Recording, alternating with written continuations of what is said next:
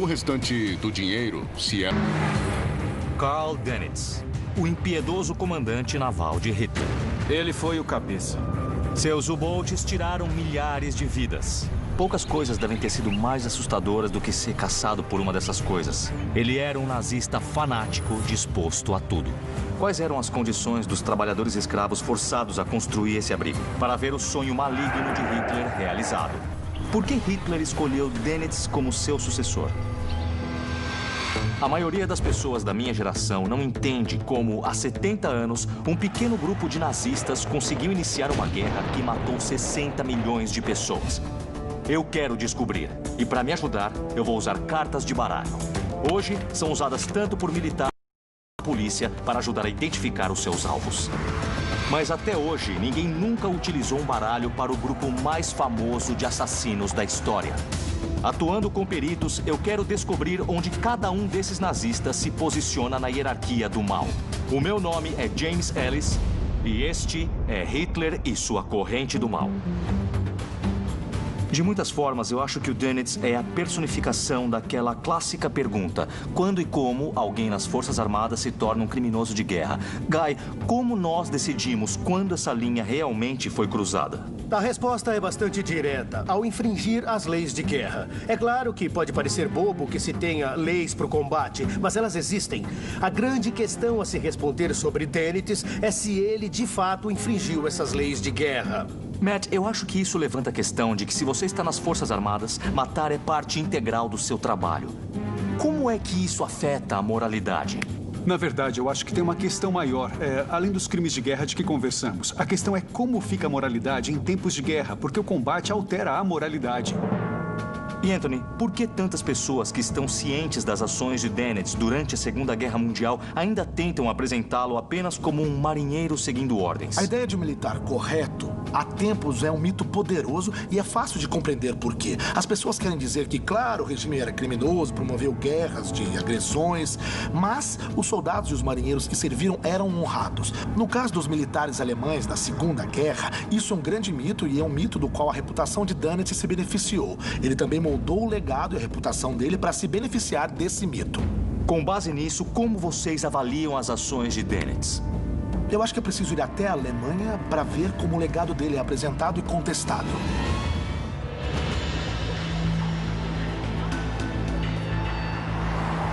Eu estou indo para Munique, até o Deutsches Museum, uma das maiores coleções de tecnologia histórica do mundo. Lá estão artefatos únicos que são o ponto de partida perfeito para a minha investigação.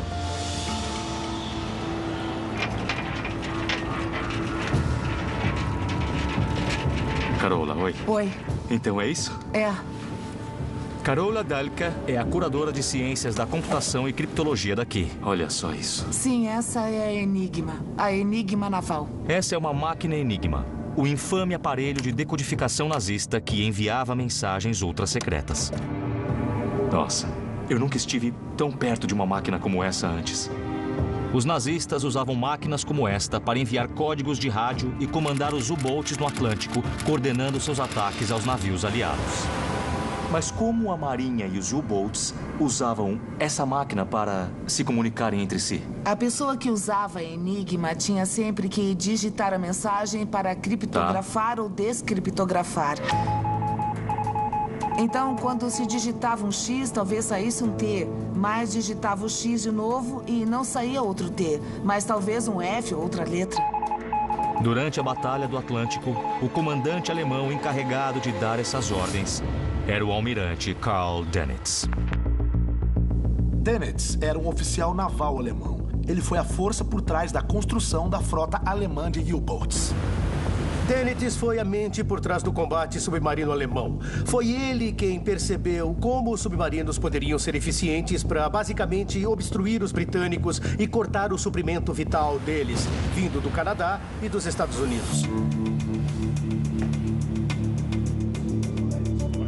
Dönitz sobreviveu à guerra e foi preso pelos aliados, que o levaram a julgamento juntamente com outros 21 nazistas proeminentes em Nuremberg. Ele sofreu 3 indiciamentos, incluindo múltiplas acusações de conspiração, promover uma guerra de agressão e cometer crimes contra as leis de guerra reconhecidas internacionalmente. I'll give you one more opportunity of answering my question. Ja, das weiß ich nicht. Dennett foi muito provocador em Nuremberg. Ele dizia que era um mero oficial sênior das Forças Armadas que tinha feito o seu trabalho. Era só um marinheiro. Ele não era muito conhecido pelo público em geral. Quando as pessoas ouvem falar de Dennett, há uma tendência a pensarem nele como um militar despolitizado de carreira, em vez de alguém envolvido em crimes de guerra. Mas se ele era mesmo apenas um oficial seguindo ordens, como afirmou, por que foi julgado como criminoso de guerra ao lado de nazistas de elite como Hermann Göring? Quem era, de fato, o grande almirante de Hitler? A minha busca por uma resposta começa aqui. Este é um submarino U-1, o primeiro modelo da Marinha Alemã e a embarcação padrão para treinamentos quando Karl Dönitz, ainda jovem, se juntou à equipe U-Boot durante a Primeira Guerra Mundial. Óbvio que aqui era a sala de máquinas. Esses lugares não foram feitos para caras altos como eu. Imagina só como devia ser difícil, tão claustrofóbico, tão barulhento. Vamos lembrar que os U-Boats e os submarinos eram uma forma um tanto nova de combate. Você se escondia debaixo das ondas, emergia, destruía umas coisas e submergia de novo para as profundezas e a escuridão. Essa é a sala de torpedos, onde acontecia a ação no U-Boat. Durante a Primeira Guerra, Dönitz ficou convencido de que submarinos eram essenciais para o futuro das batalhas navais. E ele não se interessava por navios de superfície como pelos submarinos. E ele começou a pensar sobre como melhorar a frota de submarinos alemães. O U-Boat de Dönitz foi afundado pelos aliados no Mediterrâneo em 1918. Ele sobreviveu e viu o fim da guerra de um campo britânico de prisioneiros de guerra. Dönitz passou um ano lá, remoendo a derrota alemã e desenhando uma nova tática de submarinos para derrotar os aliados, caso tivesse uma nova oportunidade. Ele se preparava para as guerras e batalhas que ele queria lutar. Ele queria ir novamente e desejava atingir os aliados com toda a força. Dönitz sonhava com o dia em que a frota alemã de U-Boats retornaria e teria sua redenção em batalha. Este é o Memorial Naval de Laboe, na saída da cidade de Kiel, na costa norte da Alemanha. Nossa, eu estou impressionado com o tamanho. É impressionante, não é? Ele é mesmo enorme. Sim, ele chega a 85 metros acima do nível do mar. O Dr. Jan Witt é historiador e a principal autoridade sobre Dönitz e a história naval da Alemanha. O que eu entendo é que a experiência de Dönitz como comandante do U-Boat durante a Primeira Guerra Mundial o deixou vidrado em submarinos. Ele via submarinos como o futuro do combate naval. Ele acreditava mesmo nisso, com certeza. O problema era que, pelo Tratado de Versalhes, a Alemanha estava proibida de ter qualquer U-Boat. Mas no início de 1933, Hitler se tornou chanceler. Como Dönitz, ele também era um veterano da Primeira Guerra Mundial, insatisfeito com os termos da redenção alemã. Ele logo começou a reconstruir as forças armadas alemãs e em 1935, os U-Boats foram reintroduzidos na Marinha. Depois... Bom, aí então o Dönitz se encontrou na Marinha Alemã como parte da Alemanha nazista. Sim. Agora... é claro que ele estava nas Forças Armadas, sim, mas até que ponto ele era mesmo um nazista convicto? É preciso compreender o pensamento dos oficiais navais alemães durante aquele momento. De longe, a maioria celebrava o regime nazista, especialmente porque oferecia novas esperanças de revitalizar as forças armadas alemãs. Tá bom. E, é claro, novas oportunidades de carreira. Então eles esperavam que o regime nazista tornasse as forças armadas alemãs grandes de novo. Isso. Dönitz se tornou um nazista convicto e um ávido admirador de Adolf Hitler. E ele também abraçou o famoso antissemitismo nazista. Ele costumava fazer discursos antissemitas e também comentários do tipo: dá para imaginar como a Alemanha estaria hoje sem o Hitler? Ia ter judeus aqui, tudo estaria terrível. Ele disse que preferiria morrer do que viver em um país onde ainda houvesse presença judaica. E ele foi um dos seguidores mais leais de Hitler. até o último instante. Dönitz era uma estrela em ascensão na equipe de U-Boats. Ele começou a treinar uma nova geração de submarinistas, exigindo não só devoção total ao serviço, como também a Hitler e ao nazismo. Assim, ele poderia reconstruir a frota de U-Boats alemães e treinar os homens dele de acordo com aquelas novas ideias táticas. E foi assim que ele construiu a liderança dele para o combate com U-Boats. Em setembro de 1939, Hitler colocou o mundo novamente em guerra. A chance de vingança de Karl Dönitz havia enfim chegado e seus U-Boats estavam prestes a trazer devastação para os aliados. Eu fico imaginando como seria avistar um comboio e aí enviar uma mensagem para partir para a matança.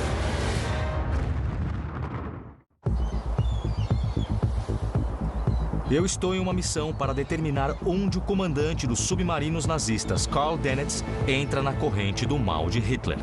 Neste momento, eu estou na costa norte da Alemanha com o Dr. Jan Witt, investigando as ações de Dönitz durante a Segunda Guerra Mundial. Nossa, então esse é um U-Boat tipo 7? Exatamente, Nossa. O último que sobrou no mundo. É incrível. Eu posso olhar mais de perto? Sim, é claro. Maravilha. Cuidado com a cabeça. Eu acho que eu seria mesmo alto demais para fazer parte dessa tripulação. Quantos homens normalmente serviam nesse tipo de U-Boat? Até 50 homens. 50 homens? 50. Então tinham 50 homens Socados aqui dentro deste tubo. É inacreditável. Meu Deus, eu nem consigo imaginar 50 homens cabendo ali. 2 banheiros para 50 homens. 2 banheiros. 2 banheiros, sem chuveiro. E um dos banheiros eles costumavam usar como depósito de suprimentos. Então era basicamente um para os 50 homens. Nossa, o cheiro devia ser insuportável aqui dentro. Era. Uau. As tripulações dos U-Boats enfrentavam condições de confinamento que duravam meses enquanto navegavam pelo Atlântico Norte. Aqui era a sala de rádio? Isso mesmo, dava para ouvir os códigos Morse sem fio. Então aqui achamos diversos tipos de rádio e também a Enigma. Caramba, então a máquina Enigma ficava aqui? Exatamente. Nossa. Foi aqui que os U-Boats receberam as ordens de ataque do almirante Dönitz durante todas as batalhas importantes no Atlântico. The shadow of the conquering German armies covered Western Europe. Em junho de 1940, Hitler empurrou os aliados para trás do Canal da Mancha. Os britânicos estavam isolados e Dönitz viu sua chance de tirar de vez a nação da guerra. O Atlântico era totalmente essencial para a ida de suprimentos vitais do Canadá e dos Estados Unidos até a Grã-Bretanha. Eram linhas de abastecimento realmente essenciais para os britânicos se manterem na guerra. Uma das coisas que fizeram os U-Boats tão eficientes na Segunda Guerra Mundial foi a tática da alcateia. Essa estratégia foi criada por Karl Dönitz. Pode me explicar como funcionava? Isso veio daquela experiência dele na Primeira Guerra Mundial. Dönitz começou a pensar em modos diferentes de ataque, novas táticas, e aí ele criou a ideia de não fazer os U-Boats atacarem comboios individualmente, mas sim em grupos. August 8, 1940, the German war machine opened the Battle of Britain with an all-out assault on coastal shipping, on the convoys that were keeping beleaguered England alive. Parte dos U-Boats mantinha os navios distraídos, enquanto os outros U-Boats atacavam de fato aquele comboio e os navios de carga, afundando a todos. Aquela foi uma tática bem eficiente, especialmente nos primeiros momentos da guerra, quando os britânicos não tinham muitos navios disponíveis. Ao atirar contra navios de carga desarmados, Dönitz abraçava uma tática que era um tabu, conhecida como guerra submarina irrestrita. Dutch tanker, British tanker. Again and again the torpedoes struck. A guerra submarina irrestrita era basicamente uma tática pela qual eles torpedeavam qualquer navio que aparecesse ali no periscópio. Não importava se o alvo fosse um navio de carga neutro, se estivesse navegando pelo Atlântico para levar suprimentos ao Reino Unido. Era um alvo válido. Isso é crime. Winston Churchill é famoso por dizer que, na verdade, se os aliados tivessem perdido a Batalha do Atlântico, teriam perdido a Segunda Guerra Mundial. Dennett parecia disposto a fazer de tudo para conseguir a vitória, mesmo que isso significasse matar milhares de civis desarmados. Muitos acreditam que um soldado perfeito talvez seja alguém que tenha, digamos, código moral flexível. Certamente esses indivíduos podem ser muito bons para fazer o trabalho sujo, para conseguirem realizar os tipos de ações que causariam repercussões morais e também éticas para outros indivíduos. Acho que poucas coisas deviam dar mais medo na Segunda Guerra Mundial do que ser caçado por um desses U-boats. Eu também acho. Imagine você lá em um navio de carga no meio da noite durante uma tempestade e o seu navio é torpedeado. Você está afundando e tem que encontrar uma balsa ou um barco de salvamento. Bom, eu acho que seria o fim da linha para você. É isso. O fim da sua vida. Os U-boats de Dennett seguiram causando destruição nos comboios de suprimentos dos aliados no início de 1941. Mas o domínio deles estava para acabar. Foram basicamente 3 razões para o jogo virar contra Dennett e a campanha dos U-boats. Primeiro, os aliados desvendaram o código da Enigma. Então passaram a ter boa noção de onde os grupos de U-boats estavam, pois interceptavam os sinais.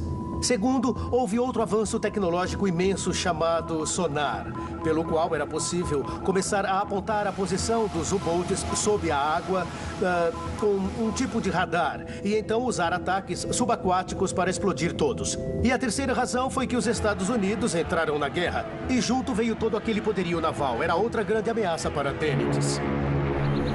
Quanto mais a guerra durava, melhores ficavam as defesas e mais refinadas eram as táticas anti-U-boats e novas armas eram introduzidas. O papel desses U-boats cada vez mais mudava de serem caçadores para serem caçados. Entendi.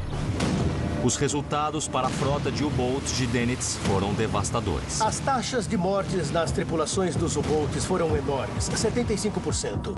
Isso é maior que qualquer outro tipo de unidade lá na Segunda Guerra. Mas isso não impediu Dennett de exigir a fabricação de mais U-boats e de enviar uma tripulação atrás da outra para o que se tornava um massacre. A crueldade de Carl Dennett em alto mar está bem documentada. Mas ele cometeu uma série de outras atrocidades que são bem menos conhecidas. Eu estou em uma missão para definir onde o comandante dos submarinos nazistas, Carl Dennett, entra na corrente do mal de Hitler. Até então, eu vi como ele abraçou o nazismo e liderou suas alcateias de U-boats para tentar sufocar. Eu vim para Hamburgo para investigar um outro lado da crueldade de Dennett. Para onde está me levando? Estamos indo ver um... René Zeneco é historiador e perito no recrutamento nazista durante a Segunda Guerra Mundial. Esse é o chamado Memorial dos Desertores. O local de celebração para os desertores de Wehrmacht e outras vítimas do sistema de justiça militar do nazismo. Esse é o título oficial, né? Você tem que subir ali para poder ler direito. Então a gente tem que entrar para ler o texto? Sim, tudo bem, vamos entrar então.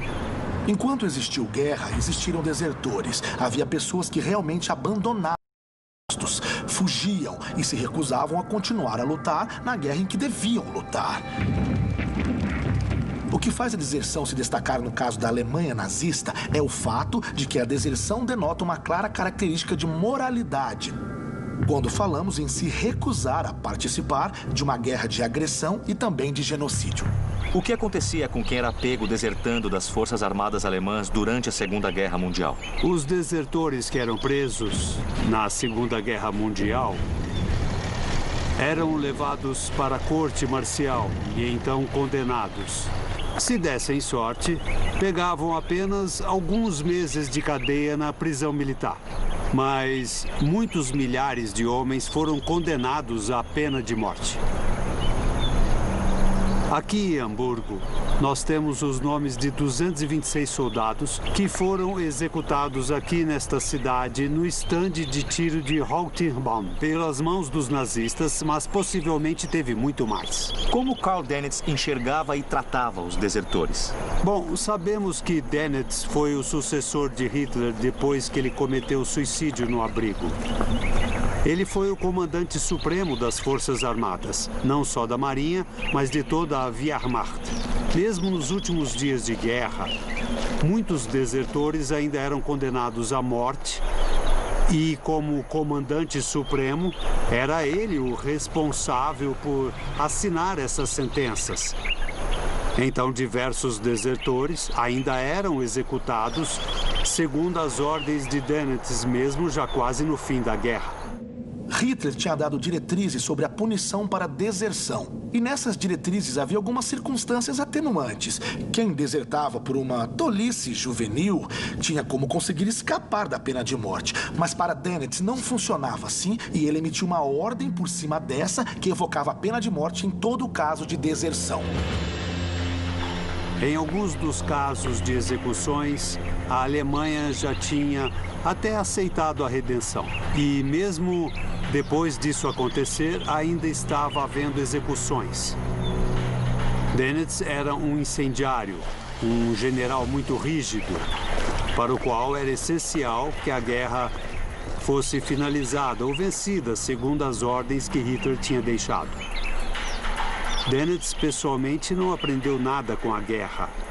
E é por isso que eu enxergo ele como um criminoso de guerra, o que ele era, sem sombra de dúvida.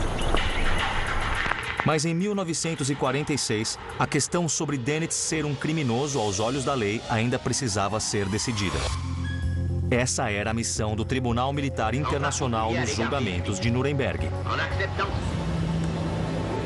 Durante os procedimentos, a acusação confrontou Dönitz com uma prova condenatória sobre o tratamento dos nazistas a comandos aliados capturados atrás das linhas alemãs. Era Dönitz quem executava as ordens vindas de Hitler, que estipulavam que qualquer comando pego devia ser abatido na hora, executado imediatamente. Esse era um flagrante desrespeito às leis de guerra. I asked you yesterday about the secrecy standard of the original Führer order that the shooting of uniformed prisoners acting on military orders must be carried out even after they have surrendered voluntarily and asked for pardon.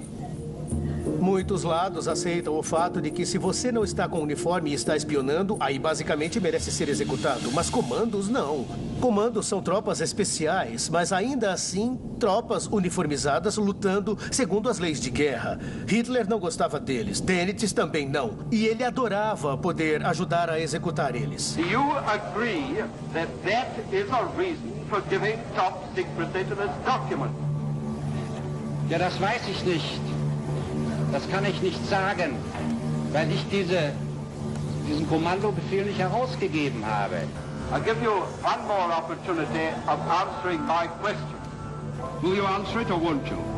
Ja, das will ich tun. Ich halte das für möglich, zumal der Jurist hier dieser Ansicht ist. Ob das stimmt, weiß ich nicht, weil ich den Befehl nicht herausgegeben habe. Dönitz teve problemas no momento de se defender, porque era exatamente ele quem estava ali executando aquelas ordens de Hitler. Nós ouvimos muito essa história de que estavam só seguindo ordens. Ocorre que esse é um dos principais caminhos para você ter uma justificativa para tentar reduzir a dissonância cognitiva que você tem na cabeça. Existem alguns indícios de que eles realmente reconheciam que o que faziam era de fato errado. Senão, não precisariam justificar, não é mesmo? Mas a acusação ainda tinha mais contra Dönitz. Eles apresentaram provas ainda mais chocantes para a corte ao acusarem ele de utilizar escravos. 12,000 concentration camp prisoners will be employed in the shipyards as additional labor. Now that is your document. May we take it that you were familiar with the fact of the existence of concentration camps? Das habe ich auch nie I have geleugnet. never denied it. A minha missão para determinar onde o comandante naval nazista Karl Dönitz entra na corrente do mal de Hitler me trouxe até a cidade alemã de Heckum, perto da costa do Mar do Norte. Aqui fica este enorme prédio de concreto chamado Abrigo de Submarinos Valentim. Em que parte do abrigo nós estamos? Nós estamos aqui, no fim de toda a linha de produção. Este lugar foi feito para fabricar submarinos em um tipo de linha de montagem. E o Dr. Marcus Mayer é historiador e perito na história naval nazista. Esse lugar é mesmo gigantesco. Eu ainda estou tentando processar o quanto isso é grande. Por que construíram esse lugar? Eles queriam fabricar submarinos e precisavam de algum lugar que fosse protegido dos ataques aéreos. E aí eles resolveram levantar essa construção enorme, que era meio à prova das maiores bombas que existiam na época. No início de 1943, o jogo havia virado contra os nazistas. Bombardeios aliados caíam sobre os centros industriais alemães, ameaçando encerrar a produção de armas. Hitler estava atrás de algo que pudesse ajudá-los a contra-atacar e Karl Dönitz estava convencido de que tinha a resposta na forma do novo e poderoso submarino Tipo 21. Então o Tipo 21 era uma tentativa de destruir o máximo de navios aliados possível. Exatamente. Dönitz foi o responsável pelo projeto. E esse era o projeto mais importante da Marinha Alemã na época. E Dönitz estava convencido de que o Tipo 21 iria vencer a guerra ao basicamente afundar mais navios do que os aliados pudessem repor. Mas para fazer submarinos Tipo 21, ele precisava de uma fábrica livre dos implacáveis ataques aéreos dos aliados. Ele precisava de um lugar como este. Qual é o real tamanho dessa estrutura? Uns 419 metros de extensão. É uma área de cerca de 5 campos de futebol. Tem paredes grossas com uns 4,60 metros. E o pé direito deve estar na casa dos 7 metros. As paredes têm 4,5 metros de espessura? Isso mesmo. Devia ser o suficiente para proteger todo o processo de fabricação contra ataques aéreos. Construir uma estrutura desta escala exigiu uma enorme mão de obra. Mas a maioria dos homens alemães participava dos esforços de guerra. Então os nazistas encontraram outra solução. A questão central do abrigo Valentim é que ele foi construído usando um grande número de trabalhadores escravos. Eram prisioneiros de campos de concentração, principalmente soviéticos e poloneses, junto com prisioneiros de guerra italianos e recrutas franceses. Em Heckum, foram forçados sob mira de revólveres a construir o abrigo de submarinos Valentim. 12,000 concentration camp prisoners will be employed in the shipyards as additional labor. Now that is your document. Dönitz usou escravos.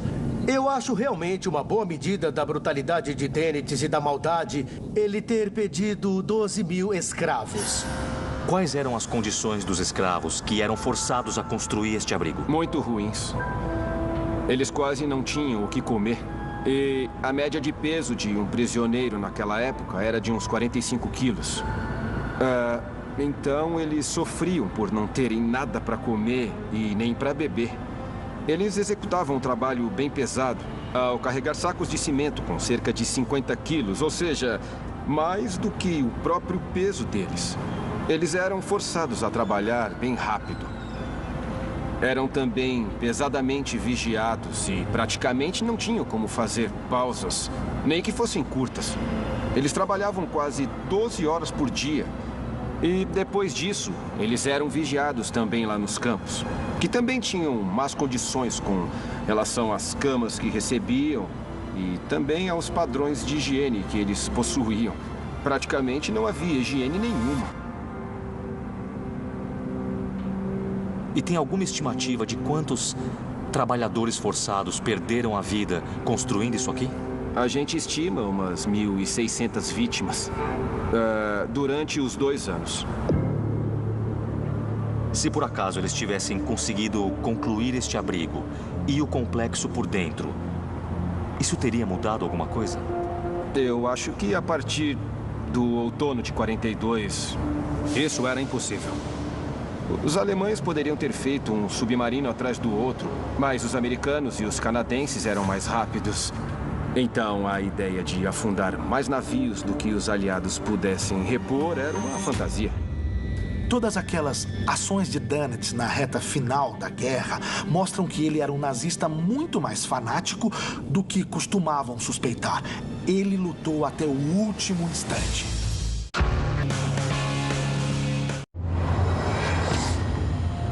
Eu estou em uma jornada para descobrir onde o comandante naval nazista Karl Dönitz entra na corrente do mal de Hitler.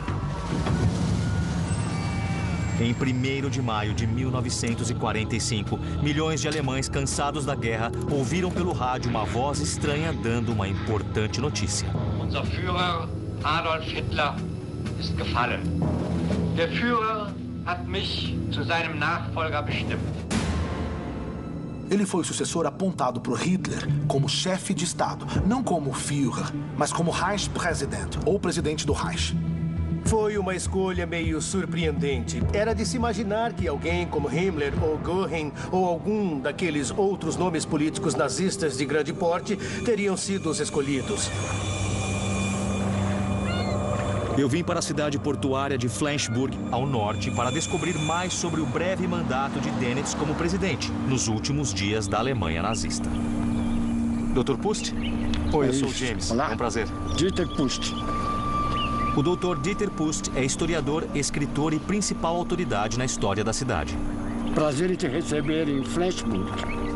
A cidade é, há tempos, a casa da Academia Naval Alemã e é onde Dönitz decidiu realizar seu último ato como o único homem, além de Hitler, a comandar o Terceiro Reich. Por que Hitler escolheu Dönitz como seu sucessor em vez de Himmler, de Göring ou de tantos outros importantes líderes nazistas?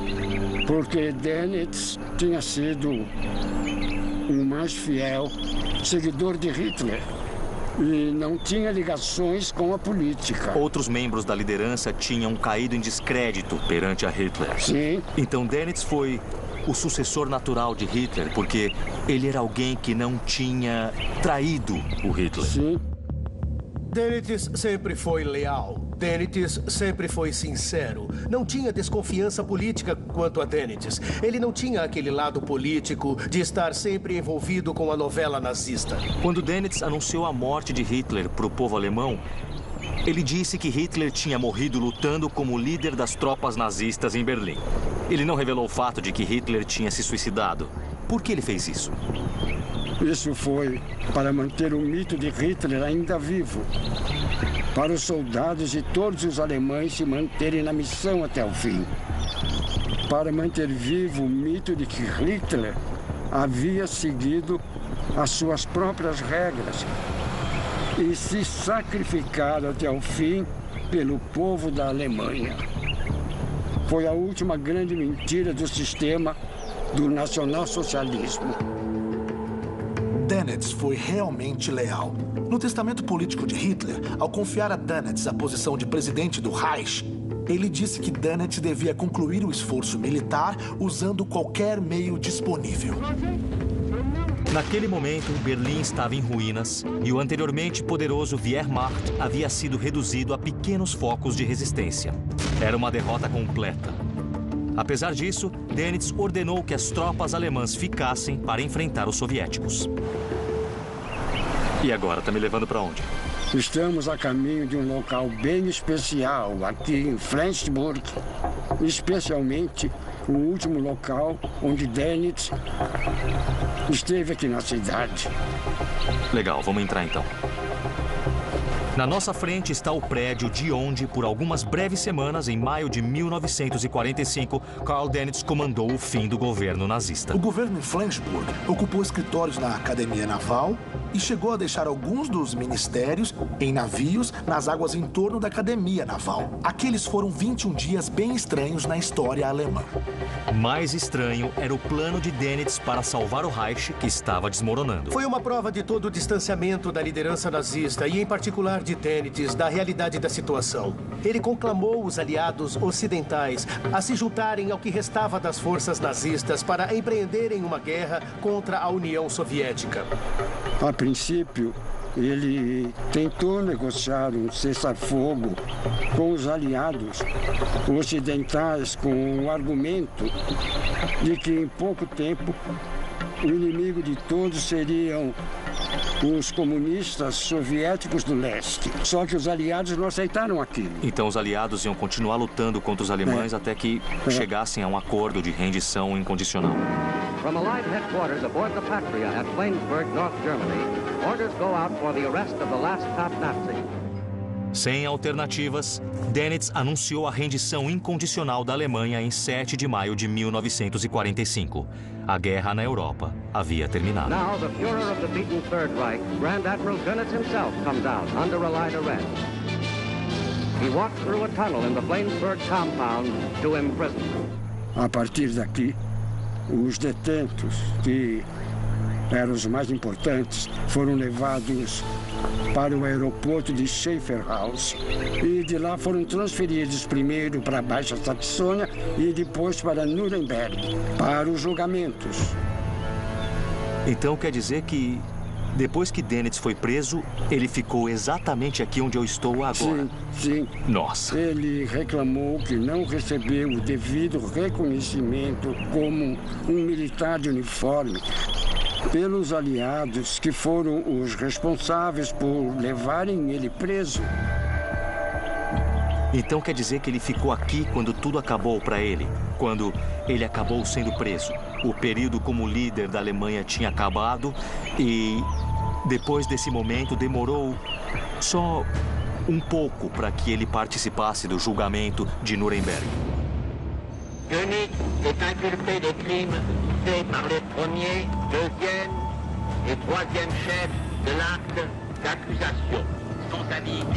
Em 15 de outubro de 1946, após quase um ano de testemunhos, os vereditos de Nuremberg foram lidos e Karl Dönitz descobriu seu destino. Ele foi indiciado por 3 crimes: conspiração para cometer crimes contra a paz, promover uma guerra de agressão e crimes contra as leis de guerra. Foi considerado inocente da primeira acusação, mas culpado das outras 2. Dönitz foi considerado culpado por cometer crimes de guerra abomináveis. Mas enquanto muitos colegas nazistas foram sentenciados à forca, ele recebeu apenas 10 anos na prisão. Eu acho que a sentença de Dönitz foi branda demais. Eu acho que ele deu sorte porque tinha um bom advogado. E eu acho que o difícil ao acusar um homem como Dönitz é que se você começa a acusar ele de promover uma guerra submarina irrestrita, é melhor ter certeza de que o seu próprio lado não fez a mesma coisa. E o advogado de Dönitz mostrou um depoimento do comandante naval americano Nimitz, dizendo que ele também tinha feito o mesmo tipo de combate. Era com isso que Dönitz contava para se defender. Ele diria, talvez eu fiz coisas ruins, mas e vocês? Por que só eu estou sendo processado? Estando aqui com Dieter no exato lugar onde Dönitz foi pego e levado para a cadeia, eu tenho uma última pergunta. Depois da guerra, Karl Dönitz chegou a expressar algum arrependimento ou remorso pelos crimes que ele cometeu? Ele disse que só tinha agido de acordo com as responsabilidades dele. E desse modo, ele não tinha por que se desculpar e nem se arrepender de nada. Karl Dönitz foi solto em 1956. Ele foi o primeiro dos nazistas de elite a cumprir pena e ser libertado. Ele morreu em 1980, aos 89 anos. A minha jornada me proporcionou uma nova visão sobre a crença fanática de Karl Dönitz em Hitler e no nazismo, e revelou a verdade sobre o trabalho escravo imposto por ele em uma tentativa inútil de prolongar a guerra. Também demonstrou sua completa falta de remorso. Agora está na hora de decidirmos onde ele deve se encaixar na hierarquia nazista. Usando o nosso sistema especial de baralho, eu quero determinar onde Karl Dönitz entra em Hitler e sua corrente do mal. Em Nuremberg, Dönitz foi condenado a 10 anos na prisão. Vocês acham justo pelas ações dele na Segunda Guerra? Não. Eu acho lamentável. Havia muitos submarinos operando com extrema crueldade contra navios de carga. Homens, mulheres e crianças inocentes foram todos mortos por homens que seguiam as ordens de Dönitz. Pelo meu ponto de vista, ele estava atolado em crimes contra a humanidade. O lugar para onde eu fui e que teve o maior impacto sobre mim foi o Abrigo Valentim. Essa foi uma estrutura construída sob as ordens de Dönitz por trabalhadores escravos e a construção começou em um momento em que a guerra já estava perdida para a Alemanha nazista. A construção daquele abrigo mostra que é impossível separar o militarismo e o que ele fez das violações dos direitos humanos e outras atrocidades dos nazistas. É uma fábrica feita com trabalho escravo. Tem um dedo de Dönitz nos crimes do Terceiro Reich, o que vemos na construção do abrigo. Uma vantagem que Dönitz tinha como marinheiro foi que a marinha do Terceiro Reich não esteve diretamente envolvida com o Holocausto do mesmo jeito que o Exército, a SS e todos os outros aparatos do Estado nazista. E foi essa noção de distanciamento que fez Dönitz parecer ser mais limpo que outros nazistas. Matt, o que as ações de Dönitz durante a Batalha do Atlântico e a disposição em usar trabalho escravo em construções diz sobre a moral dele? O que acontece é que o senso de moralidade dos soldados sempre muda de certa forma em tempos de guerra. Não há dúvida sobre isso. Mas ainda assim, as ações de Dönitz parece que vão bem além do que poderia ser considerado um desvio normal de moralidade. É um comportamento realmente imoral. E essa relativização teve efeito prejudicial ao estabelecerem culpa na Alemanha pós-guerra, porque permitiu que Dönitz se aposentasse e escrevesse suas memórias para comandar a narrativa sobre quem ele era e o que ele fez. Isso parece uma prova de negação de responsabilidade, o que é uma característica de alguns indivíduos que cometem crimes abomináveis. De fato, eles sempre se enxergam como vítimas por terem sido aprisionados. Com certeza. E eu acho que um dos problemas em Nuremberg foi que eles contavam com uns comandantes aliados que cometeram talvez crimes bem similares aos cometidos por Dönitz. E foi por isso que o tribunal pegou um pouco mais leve com ele do que realmente deveria ter feito. O que eu gostaria agora é de chegar a uma conclusão sobre onde vocês acham que Karl Dönitz entra na hierarquia nazista. Anthony, o que você me diz sobre isso? Ser almirante e sucessor do Hitler como chefe de Estado são questões importantes. Ao mesmo tempo, acho que Dönitz não foi nem de longe essencial para as atrocidades cometidas pelos nazistas, assim como outras pessoas que já debatemos aqui. Eu o coloco como 26. Guy, o que você acha? Eu acho que Dönitz, numa guerra normal, entre aspas, atuando em um regime normal, entre aspas, fazendo as ações que ele fez, seria bem criminoso e eu poria nos 10 primeiros. Mas tem muitos outros envolvidos no panteão nazista que foram bem piores, então eu diria que é o número 24. Muito bem. Matt? Eu vou concordar totalmente com meus colegas historiadores. Eu o coloco como 25. O interessante é que vocês três quase chegaram a uma conclusão unânime de que ele deve ficar nos 20 e poucos. Matt, eu concordo. Eu acho que 25 é onde ele deve entrar. Ele é, portanto, o 8 de espadas. Karl Dönitz foi um nazista fanático cujas táticas e ordens tiraram milhares de vidas inocentes. Como sucessor de Hitler, ele tentou prolongar a guerra. Por isso, ele fica em 25º no Hitler e sua corrente do mal. Versão brasileira, Vox Mundi.